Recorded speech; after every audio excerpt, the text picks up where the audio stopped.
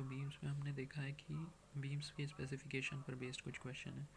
For example splices, इस पे 2 बार question आया हुआ है कि लोकेशन ऑफ स्प्लाइसेस क्या है। Splices should not be placed at a section where bending moment is greater than 50% of moment of resistance. तो स्प्लाइसेस को उस सेक्शन पे नहीं प्लेस करना चाहिए जहाँ पर बेंडिंग मोमेंट जो है मोमेंट ऑफ रेजिस्टेंस के 50% से ज़्यादा है। ठीक है। Splices where the bars of two different dia are to be spliced, the lap length shall be calculated on the basis of dia of smaller bar. तो जहाँ पर 2 बार मतलब जहाँ पर हमको स्प्लाइसेस देनी होती है, मतलब जहाँ पर 2 बार्स को कनेक्ट करना होता है, वहाँ पर कोशिश ये होती है कि स्प्लाइसेस को कैलकुलेट किया जाता है based on dia of small bar. ठीक है, पता है आपका। तो ये हो गया। फिर उसके बाद in reinforced brickwork slabs the dia of main reinforcement should not be more than 12 mm। तो जो रेनफोर्स्ड ब्रिकवर्क वाले स्लैब होते हैं उसमें रेनफोर्समेंट का डाया 12 mm से ज़्यादा नहीं होना चाहिए। अगली चीज़ failure in under reinforced beam और ओवर रेनफोर्स्ड बीम। तो अंडर रेनफोर्स्ड बीम में due to secondary compression failure, that is steel fail first and later concrete gets crushed. Over reinforced beam में due to primary compression since concrete fails first in over reinforced section. तो under reinforced section में जो beam का failure होता है वो secondary compression failure होता है क्योंकि स्टील पहले फेल होता है। ओवर रेनफोर्स्ड बीम में प्राइमरी कंप्रेशन फेलियर होता है क्योंकि कॉन्क्रीट पहले फेल करता है।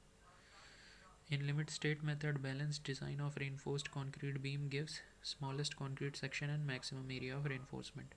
तो लिमिट स्टेट में अगर आप बैलेंस डिज़ाइन करते हो बीम के लिए तो उसमें आपको स्मॉलेस्ट कॉन्क्रीट का सेक्शन मिलेगा और मैक्सिमम एरिया ऑफ रेनफोर्समेंट मिलेगा। The maximum percentage of moment redistribution allowed in RCC beam is 30%। Reason IS 456 clause 37 ultimate moment of resistance at any section should be greater than equal to 70% of factored moment at that section. Hence for remaining 30% moment redistribution is considered। मतलब RCC beam में किसी भी section पे maximum moment redistribution कितना allowed है? 30%। 30% क्यों allowed है? क्योंकि कोड ये कहता है आपका कि किसी भी सेक्शन पर जो बेंडिंग मोमेंट होना चाहिए, क्योंकि कोड ये कहता है आपका कि अल्टीमेट मोमेंट ऑफ रेजिस्टेंस किसी भी सेक्शन पे कम से कम 70% होना चाहिए ऑफ द, जितना उस सेक्शन पे फैक्टर्ड मोमेंट लग रहा है उसका 70% होना चाहिए मोमेंट ऑफ रेजिस्टेंस कम से कम। तो इसका मतलब क्या हुआ कि बचा हुआ 30% जो है वो उतना मोमेंट का रीडिस्ट्रीब्यूशन अलाउड है। अब क्या है, share resistance of concrete in RCC beam depends on tension reinforcement in the beam. जो शेयर रेनफोर्समेंट होता है बीम में वो डिपेंड करता है बीम के टेंशन रेनफोर्समेंट पे। Assumption implied in table listing the moment coefficient for continuous slabs। Assumption क्या है? Mid span deflection in orthogonal direction are the same। मतलब ये है कि जो कंटिन्यूस स्लैब के लिए मोमेंट कोएफिशिएंट है तो उसके वो जिस टेबल में मेंशनड है उसमें वो इस बेस्ड पर बनाई गई है टेबल, इस अजम्पशन के बेसिस पे कि मिड स्पैन डिफ्लेक्शन जो होता है ऑर्थोगोनल डायरेक्शन में वो सेम होता है। डीप बीम, तो डीप बीम के लिए क्या होता है, L/D जो होना चाहिए 2 से कम होना चाहिए सिंपली सपोर्टेड बीम के लिए। इसका मतलब क्या है, डेप्थ आधी लेंथ से ज़्यादा होनी चाहिए ओवरऑल डेप्थ। फिर L/D डीप बीम के लिए 2.5 से कम होना चाहिए कंटिन्यूस बीम के लिए, मतलब depth greater than L/2.5। Side reinforcement provided where depth of web is greater than 750 mm। जहाँ वेब की डेप्थ 750 mm से ज़्यादा होगी वहाँ साइड रेनफोर्समेंट भी प्रोवाइड किया जाएगा। अगली चीज़ क्या है, AST minimum criteria to avoid sudden failure of RCC beam. RCC beam suddenly ना फेल हो जाए इसलिए हमारे पास AST मिनिमम का क्राइटेरिया है कि मिनिमम इतना स्टील तो दो आप, वरना कॉन्क्रीट फेलियर हो जाएगा।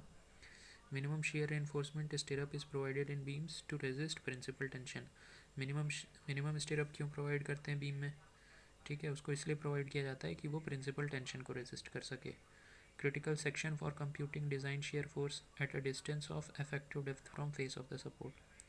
तो अगर आपको critical section design shear force निकालनी है तो उसके लिए क्रिटिकल सेक्शन पे आपको निकालनी पड़ेगी। वो किस में होती है? वो होती है at a distance of effective depth from face of the support, उस सेक्शन पे शेयर फोर्स निकलेगी। फिर doubly reinforced beam are recommended when both breadth and depth of the beam are restrained. ठीक है, जब आपकी बीम की ना आप बीम की ब्रेड्थ बढ़ा सकते हो ना बीम की डेप्थ बढ़ा सकते हो, दोनों रिस्ट्रिक्टेड है, तो फिर आप डबली रेनफोर्स्ड बीम देते हो। Lateral supports in the beam can be provided by using bracing of compression flange, shear connector, embedded compression flange into RCC slab। अगर किसी बीम को आपको लेटरली सपोर्ट देना है तो उसके लिए 3 तरीके हैं, या तो कंप्रेशन फ्लैंज को ब्रेसिंग दे दो आप, या फिर शेयर कनेक्टर्स का यूज़ करके इसको स्लैब से कनेक्ट कर दो, या फिर कंप्रेशन फ्लैंज को स्लैब के अंदर ही डाल दो। फिर working stress method assumes that concrete is elastic, stress in concrete varies linearly from zero. तो वर्किंग स्ट्रेस मेथड में हम ये अज्यूम करते हैं कि कॉन्क्रीट इलास्टिक है और stress in concrete varies linearly from zero at neutral axis to maximum at the extreme fibre. मतलब न्यूट्रल एक्सेस पे स्ट्रेस जीरो होती है और एक्सट्रीम फाइबर पर मैक्सिमम स्ट्रेस होती है वर्किंग स्ट्रेस मेथड में। ये वही सोम वाली बात हो गई। Minimum shear reinforcement prevents formation of inclined cracks, avoids abrupt failure, introduces ductility in share. Minimum shear reinforcement हमें क्यों प्रोवाइड करनी होती है बीम में? जिससे कि हम वी कैन प्रिवेंट फॉर्मेशन, जिससे कि इंक्लाइंड क्रैक बनने से बचाया जा सके, एब्रप्ट फेलियर ना हो बीम का, और शेयर में डक्टिलिटी इंट्रोड्यूस की जा सके। The working stress method of RCC design of beams is also called modular ratio method. जो बीम को डिज़ाइन करने के लिए वर्किंग स्ट्रेस मेथड यूज़ करते हैं उसको मॉड्यूलर रेशियो मेथड भी बोला जाता है। Modular ratio is equal to E more by E minimum, that is stress in modulus of elasticity of steel by modulus of elasticity of concrete, that is sigma st by sigma cbc. Shear strength of concrete is a function of grade of concrete, that is fck, axial compression, percentage longitudinal tension reinforcement। समझ में आ गया? तो जो concrete की strength होती है, shear strength, वो किस पे डिपेंड करती है? कंक्रीट के grade pay, axial compressive force कितनी लग रही है उस पर, और percentage of longitudinal tension reinforcement पे। कंटिन्यूस बीम, अगली चीज़ क्या है कि फॉर कंटिन्यूस बीम के लिए to get maximum positive span moment, live load should be placed on span plus alternate spans. अगर कंटिन्यूस बीम है और आपको मैक्सिमम पॉजिटिव स्पैन मोमेंट चाहिए तो आपको लाइव लोड को कहाँ पे प्लेस करना पड़ेगा? उस स्पैन पे प्लेस करना पड़ेगा जहाँ पे मैक्सिमम पॉजिटिव मोमेंट चाहिए, प्लस फिर ऑल्टरनेट स्पैन पे प्लेस करना पड़ेगा। Beam subjected to sea spray, तो उसमें cover for its longitudinal reinforcement bar 50 mm severe condition. मतलब बीम जिस पे सी स्प्रे लग रहा है वो एक तरह से सीवियर कंडीशन में, तो उस बीम के लिए कवर कितना होना चाहिए? 50 mm होना चाहिए लॉन्गिट्यूडनल बार के लिए। अंडर रेनफोर्स सेक्शन की मोमेंट कैपेसिटी क्या होती है? A S T into sigma S T into J into D. J क्या होता है? 1 माइनस 0.42 इंटू एक्स यू। फिर which type of slab is preferred for shorter storey height, cheaper form work और better lighting facilities? तो answer हो जाएगा flat slab. Flat slab को prefer किया जाता है अगर शॉर्ट स्टोरी हाइट की बिल्डिंग है, आपको फॉर्म वर्क्स में सस्ता करना है और लाइटिंग फैसिलिटी बेटर करनी है, तो फ्लैट स्लैब आप यूज़ करिए। फ्लैट स्लैब क्या होता है? There are reinforced slab is built monolithically with supporting columns and is reinforced in greater than equal to 2 direction without any provision of beams. मतलब flat slab में आप क्या करते हो? आप एक रेनफोर्स स्लैब को कॉलम के साथ कास्ट करते हो, ठीक है? मतलब फ्लैट स्लैब को आपने कॉलम के साथ कास्ट कर दिया और उसको रेनफोर्स कर देते हो कम से कम 2 या 2 से ज़्यादा डायरेक्शन में। और फ्लैट स्लैब में बीम नहीं प्रोवाइड करते हैं, जस्ट स्लैब और कॉलम होता है। Beam is not provided, a plain ceiling is obtained. Looks, देखो बीम जब आपने प्रोवाइड नहीं की तो बस एक प्लेन सीलिंग मिलेगी जो कि कॉलम पे रेस्ट कर रही है, तो ये देखने में अच्छी लगती है, एस्थेटिकली अच्छी लगती है। प्लेन सीलिंग होगी तो वो लाइट को अच्छा डिफ्यूज़ करेगी। Less vulnerable in case of fire than beams, fire से बेटर प्रोटेक्शन हो गई। इसको बनाना आसान है और फॉर्म वर्क सस्ता पड़ेगा इसमें। फिर अगली चीज़ क्या है? Steel beam theory for doubly reinforced beam. Assumption क्या है? Concrete is completely neglected, it only serves as web. Steel takes both tension and compression alone, stress in tension steel is equal to compression steel, ठीक है? अगली चीज़ क्या है?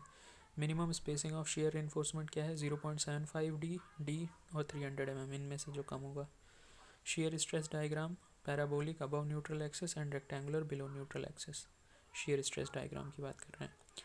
For rectangular cross section, सोम में क्या है? बेंडिंग स्ट्रेस डायग्राम क्या है? लीनियर है, सिग्मा प्रोपोर्शनल टू आई। और शेयर स्ट्रेस डायग्राम पैराबोलिक है। लेकिन आरसीसी में अगर आप रेक्टेंगुलर क्रॉस सेक्शन के लिए देखोगे तो बेंडिंग स्ट्रेस डायग्राम क्या है? पैराबोलिक है, अप टू स्ट्रेन ऑफ 0.002, और फिर क्या है? स्ट्रेट हो जाता है। और शेयर डिस्ट्रीब्यूशन डायग्राम क्या है आरसीसी में? ये पैराबोलिक होता है अप टू न्यूट्रल एक्सिस और उसके बाद स्ट्रेट हो जाता है। Due to cracking of concrete below neutral axis, tau diagram becomes rectangular. मतलब न्यूट्रल एक्सिस के नीचे तो आप कॉन्क्रीट को अज्यूम करते नहीं हो, तो इसलिए रेक्टेंगुलर शेयर स्ट्रेस डिस्ट्रीब्यूशन बन जाता है। टी बीम में क्या है? Position of neutral axis depends on thickness of flange in relation to total depth, D F by D. और परसेंटेज ऑफ रेनफोर्समेंट पे डिपेंड करती है आपकी न्यूट्रल एक्सिस की position. Cover for RCC beam, अब ये सब फॉर्मूले के ही बेसिस पे तो है question. Cover for RC beam greater than equal to 25 mm and greater than equal to dia of reinforcement bar. Deep beams हैं, तो since bending stresses are small and shear stress is large, तो principal tensile stress almost shear stress के बराबर होती है, इसलिए diagonal crack comes due to tension. ठीक है, डीप बीम में diagonal crack comes due to tension. Use कहाँ करते हैं डीप बीम को? वाटर टैंक और बिल्डिंग में। For deep beams Bernoulli's assumption is not valid, that is plane section don't remain plane after bending. Deep beams के लिए, deep beams में shear deformations are important in case of deep beams. A continuous beam, 6 span segments each supporting a monolithic RCC slab. Beam should be designed as T-beam for span moment, rectangular beam for end support moment. क्या हुआ? ये continuous beam हुई, तो continuous beam को कैसे design करना चाहिए? T beam की तरह डिज़ाइन करना चाहिए स्पैन मोमेंट को लेना है तो, और रेक्टेंगुलर बीम की तरह डिज़ाइन करना चाहिए अगर सपोर्ट मोमेंट लेना है। ठीक है, for a slab resting on top flange of the beam only friction resists the lateral buckling of the beam, not the slab. But as we do not consider friction in design, and shear connectors are needed to provide continuous lateral support. ठीक है, तो अगला question क्या हो गया आपका कि जो स्लैब जस्ट बीम के टॉप फ्लैंज पर रेस्ट कर रहा है, वहाँ पे सिर्फ फ्रिक्शन एक्ट करती है बीम और स्लैब के बीच में, और यही फ्रिक्शन बीम की लैटरल बकलिंग को रोकती है। लेकिन आप डिज़ाइन में फ्रिक्शन को कंसिडर करते ही नहीं, इसीलिए लैटरल सपोर्ट के रूप में आपको शेयर कनेक्टर्स को प्रोवाइड करना पड़ता है इस केस में। Under working load in RCC beam the lever arm remains unchanged. Reason as bending moment increases, the total compression and tensile force are assumed to increase in the same proportion. मतलब क्या हुआ? Under working load in RCC beam lever arm change नहीं होता। Reason, जैसे जैसे bending moment increase किया जाता है, टोटल कंप्रेशन और टेंसाइल फोर्स को भी एज्यूम किया जाता है कि वो सेम प्रपोर्शन में बढ़ रही हैं, इसलिए lever arm of the beam does not change. Whitney's theory, ultimate load theory, ये क्या कहती है कि maximum depth of concrete stress block in RCC beam is equal to 0.53 d for balance section. ठीक है, विटनीज थ्योरी के according shear capacity of the concrete beam increases with the increase in tension reinforcement. Reason, increase in tension reinforcement increases the aggregate interlocking force. जब tension reinforcement आप बढ़ाते हो तो उतना ही ज़्यादा एग्रीगेट की इंटरलॉकिंग होगी, उतना ज़्यादा ही इंटरलॉकिंग होगी, तो उससे शेयर कैपेसिटी जो होगी कॉन्क्रीट की बढ़ जाएगी। अगली चीज़ होगी क्या? स्लैब की स्पेसिफिकेशन। तो flat slab, critical section for share in case of flat slab eight a distance d/2 from the periphery of column capital drop panel. The enlarged head of the supporting column of flat slab is called capital. ठीक है, तो flat slab के case में critical section for shear क्या होता है? At a distance d/2 from periphery of column capital और drop panel. और कैपिटल क्या होता है? जो सपोर्टिंग कॉलम है उसका इनलार्ज हेड को, फ्लैट स्लैब के सपोर्टिंग कॉलम के इनलार्ज हेड को कैपिटल कहते हैं। Reinforced concrete slabs are design for shear, flexure, positive bending moment and negative bending moment. तो 4 चीज़ों के लिए उसको डिज़ाइन किया जाता है। Next, maximum reinforcement in cantilever porch is placed at top, since top under tension in porch and bottom is under compression. If slab is unsafe in share, तो उसकी रेमेडी क्या है कि स्लैब की थिकनेस बढ़ा दीजिए आप। इन case of slab shear stresses are very low, shear reinforcement stirrups are never provided in the slab. This implies increase in thickness of slab, implies shear stress reduces. तो अगर slab unsafe होता है share में, तो उसके case में क्या किया जाता है? थिकनेस स्लैब की बढ़ा दी जाती है। क्यों? क्योंकि स्लैब के केस में शेयर इतनी ज़्यादा होती नहीं कि शेयर रेनफोर्समेंट अलग से प्रोवाइड किया जाए, तो उसमें सीधे से आप स्लैब की थिकनेस बढ़ा देंगे तो स्लैब का शेयर रेजिस्टेंस इंक्रीज़ कर जाता है। अगली चीज़ क्या थी? Torsion reinforcement provided at the corners of two-way slab. Reason to control cracking at the corners. तो स्लैब्स, टू वे स्लैब्स के केस में कॉर्नर्स पे हम टॉर्शन रेनफोर्समेंट प्रोवाइड करते हैं। पर्पस क्या है? उससे कॉर्नर्स पे हम क्रैकिंग को कंट्रोल कर सकते हैं। Yield lines in RCC slab, they may और may not represent the axis of rotation, they propagate outward from a point load, they are straight lines between two intersecting planes, they end up at the boundary of the slab और at the yield line. तो yield line जो होती है RCC slab की, वो axis of rotation को represent कर भी सकती है, नहीं भी कर सकती है। वो पॉइंट लोड से बाहर की ओर प्रोपेगेट करती हैं और वो स्ट्रेट लाइंस होती हैं दो इंटरसेक्टिंग प्लेन के बीच में। फिर यील्ड लाइन जो होती है वो ख़त्म होती है बाउंड्री ऑफ द स्लैब पे या फिर eight other yield line. Example के लिए हो गया ये स्लैब, अगर ये सपोर्टेड स्लैब है तो ये यील्ड लाइन हो जाएगी, ये एक्सिस ऑफ रोटेशन हो जाएगा, यहाँ पे एक्सिस ऑफ रोटेशन हो जाएगा ये। तो यहाँ पे यील्ड लाइन कोइंसाइड करती है एक्सिस ऑफ रोटेशन के साथ, यहाँ नहीं कोइंसाइड करती। अगला क्या है, maximum spacing criteria of reinforcement in beams या फिर slabs help to control fractural cracking. Reason, large number of small dia bars well distributed in tension zone reduce crack width more effectively than few number of large dia bars of same area। मतलब ये है कि maximum spacing का criteria beams और slab में इसलिए रखा जाता है क्योंकि उसका यूज़ करके हम फ्लेक्चरल क्रैकिंग को कंट्रोल कर सकते हैं। इसलिए बोला जाता है कि स्मॉल डाया के ढेर सारे बार्स प्रोवाइड करना ज़्यादा ज़रूरी है, क्योंकि स्मॉल डाया के ज़्यादा बार्स प्रोवाइड करेंगे तो स्पेसिंग घट जाएगी। ठीक है, तो क्रैक को ज़्यादा इफेक्टिवली रिड्यूस कर पाएंगे in comparison to few large dia bars. क्योंकि लार्ज डाया बार्स प्लेस करेंगे तो उतने ही एरिया ऑफ स्टील के लिए लार्ज डाया बार्स कम आएंगे, तो उनके बीच में स्पेसिंग ज़्यादा होगी। Then in RCC slab temperature and shrinkage reinforcement are produced in slab at 90 degree to main reinforcement of slab because the surface area of slab is large. तो RCC slab में temperature और shrinkage reinforcement इसको provide किया जाता है at angle 90 degree to main reinforcement of the slab. जो main reinforcement है उसके परपेंडिकुलरली टेम्परेचर और श्रिंकेज रेनफोर्समेंट प्रोवाइड किया जाता है, क्योंकि सरफेस एरिया स्लैब का बहुत बड़ा होता है। ड्रॉप पैनल एक स्ट्रक्चरल कंपोनेंट होता है फ्लैट स्लैब का। Slabs are most economical flexural element, जितने भी फ्लेक्चरल एलिमेंट है उसमें स्लैब सबसे ज़्यादा इकोनॉमिकल है।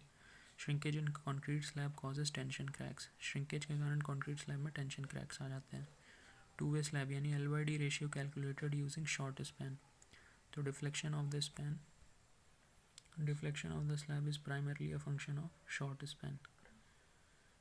Yield line for a slab built on 3 edges and other edge free, तो फिर 3 फिक्स्ड एंड और 1 फ्री एंड, तो यील्ड लाइन इस फॉर्म में आ जाती है जब 3 फिक्स्ड एंड और एक एंड फ्री होता है। तो इसके बाद न्यूमेरिकल किस पे है, इस तरह की एक आई बीम टाइप का दे देंगे, उसमें sigma C by sigma T की वैल्यू 4/3 है। तो 3 कॉन्सेप्ट्स यूज हुए हैं, sigma is equal to M by I into Y, तो sigma C by sigma B M by I into Y of C divided by M by Y of T, तो वहाँ से आएगा। फिर स्ट्रेन डिस्ट्रीब्यूशन में sigma proportional to Y use किया हुआ है। फिर finally centroid A total into Y bar is equal to A1 Y1 bar use किया है। फिर what depth will still respond to elastic condition, तो epsilon at top is 5 times epsilon Y, तो इसमें स्ट्रेन का डायग्राम बना देंगे, epsilon proportional to Y, तो epsilon 1 by epsilon 2 is equal to Y1 by Y2। फिर आरसीसी बीम एल इफेक्टिव 10 है, D 1 metre है, तो डिज़ाइन शेयर फोर्स कितनी होगी, तो रिएक्शन कितना हो जाएगा 10 into 10/2, that is 50 million newton. Design shear force to be calculated at a distance d from the face of the support, तो shear force at a distance d from the face of the support आ जाएगा। Next numerical है dia and spacing of bar पे। If 10 mm at 100 mm spacing is to be replaced by 12 mm dia bars, तो क्या spacing होगी, तो concept ये होगा कि total area of steel reinforcement constant होगा दोनों केसेस में। तो AST1 AS2 के बराबर, यानी n into small AST first case में is equal to n into AS2 second case में। Number of bars 1000 by spacing होगा और स्मॉल AST π/4 इंटू d², इसका यूज़ करके स्पेसिंग आ जाएगी। Just like Q is equal to A1 V1 वाला concept.